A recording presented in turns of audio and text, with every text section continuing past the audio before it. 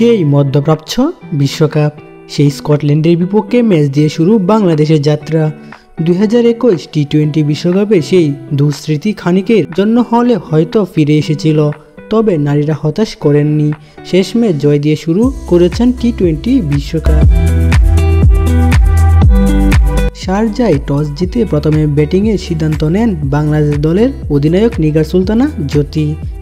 উদ্বোধনী দুই ব্যাটার সাথী রানী ও মুর্শিদা খাতুন দিচ্ছিলেন ভালো শুরুর ইঙ্গিত। দলীয় 26 রানে মুর্শিদাকে ফিরতে হয় সাজঘরে। 14 বলে 12 রান করে আউট হন। এরপর 68 রানের আগ পর্যন্ত আর কোনো উইকেট হারায়নি বাংলাদেশ।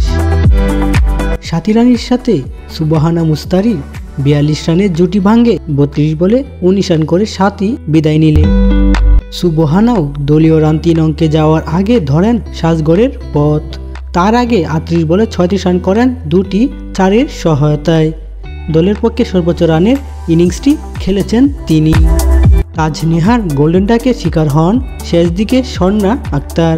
ঋতুমণিরা আহামরি কিছু করতে পারেননি। নিগার সুলতানা যদি ক্রিজে নামেন 5 নম্বরে, তাতে বেশিক্ষণ খেলার সুযোগ পাননি।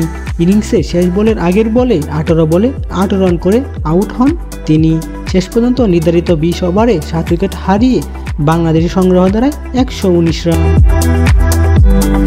স্কিটসদের পক্ষে সাসকিয়া হার্লি শিকার করেন 3টি উইকেট। জয়ের জন্য বাংলাদেশের কাজ সহজ করে তুলেন বোলাররা। দলীয় 12 রানে প্রথম উইকেট হারায় স্কটল্যান্ড। এরপর শুরু হয় আসা যাওয়ার মিছিল। উদ্বোধনী ব্যাটার সারহব রাইস এক প্রান্তে আগলে রাখলেও তাকে কেউ যোগ্য সঙ্গ দিতে পারেননি শেষমেশ। তাই জয় থেকে দূরে থেকে ম্যাচ শেষ করতে হয় স্কটল্যান্ডকে। বাংলাদেশ দলের হয়ে ঋতুমণি শিকার করেন জোড়া উইকেট। বাংলাদেশ অধিনায়ক জ্যোতির জন্য এই ম্যাচ ছিল 100তম আন্তর্জাতিক ম্যাচ। সেই ম্যাচেই নাহিদা আক্তার পান নিজের 100তম আন্তর্জাতিক টি-20 উইকেটের দেখা। সহজ জয়ের ম্যাচে অবশ্য বাংলাদেশের আক্ষেপ অবশ্য বেশ কয়েকটি ক্যাচ মিস। 5 অক্টোবর ভাগিনীদের পরের ম্যাচ ইংল্যান্ডের বিপক্ষে। নাজমুল হক সিয়াম, ডেইলি স্পোর্টস আপডেট।